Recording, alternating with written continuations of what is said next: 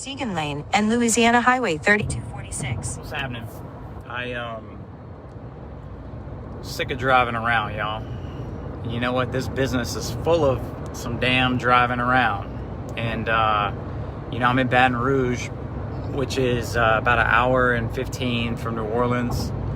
And it's about an hour from Lafayette. And so Baton Rouge is, let's say, like 225,000. New Orleans is like, let's say, 1 million. And Lafayette's like half of Baton Rouge, but it seems to have almost as many good deals as New Orleans does. And so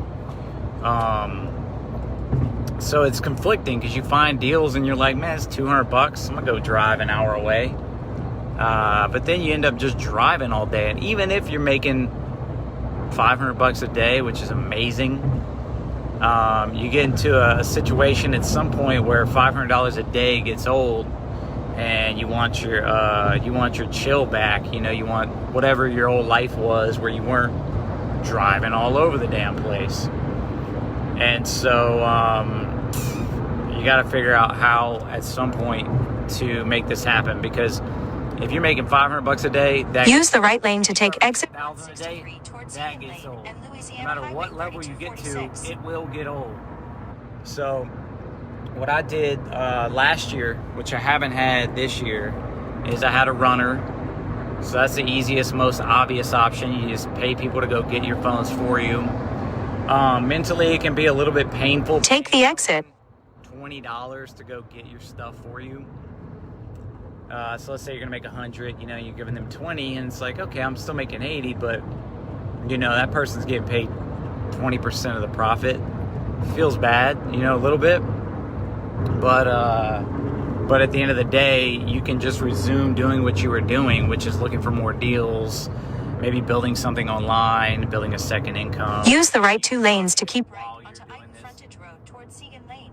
I got a map on. I might be doing a deal with y'all. We'll see. That's the most obvious one. Just hire somebody. Keep right, then take a slight right turn onto Segan Lane. The next step is this. This is the shit right here. Take a slight right turn onto Segan Lane. Does that keep popping up? Like, y'all hearing this this GPS? Because that's distracting the crap out of me. The second method is you just hit everyone up in your area that is also a reseller. You not only hit them up to see if they can fix your shit for you for a good deal, like sort of like a bulk fixing kind of project, but then you hit them up and you ask them if they're a direct buyer. In 1 mile, turn right onto Perkins Road. Hit up all the stores around you, find out who's a direct buyer. Great, you're probably gonna find one. And then, damn it, GPS won't shut up, but I need it. I do need it. Sorry, guys. So you find somebody's gonna be a direct buyer. And I don't know why I didn't think of this sooner, but I just sort of stumbled on this. So I have a direct buyer in Baton Rouge, and when I can't get to a deal, I prefer to get to the deal to build the network and to build like the customer base that's mine instead of building someone else's customer base. At the next light, turn right. But sometimes it doesn't make sense. Sometimes they want, I'm going to make $150 off a $2,000 purchase. If it's all I got going on, I'll do it. But I hate to invest that much to make 7.5%, even if it's a pretty instant bam bam thing. So I'll send them to my buddy and have at the light, turn right onto Perkins Road. And he'll send me the difference of what I would have gotten. And these people will just drive over to his shop, and that's a done deal. And so now I have someone in New Orleans, so I don't have to go to New Orleans anymore. So I just look up deals in New Orleans, and I say, hey, I got this and that deal. And this is the price I worked them down to. This is what they're going to bring you.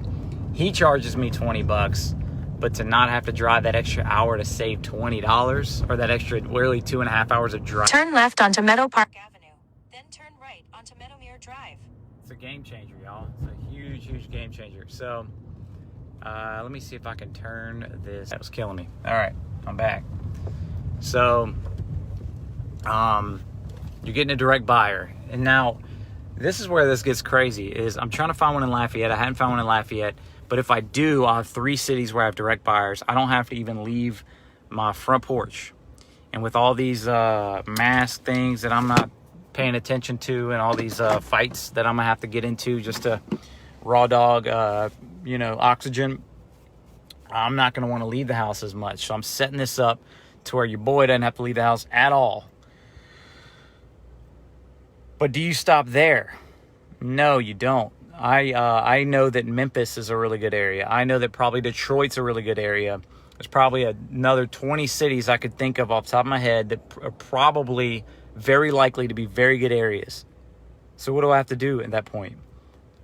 Start a page, run ads, have an assistant respond to these ads, line up the deals at these stores, send them to the stores, build these relationships, and load them down with tons of deals. They love me.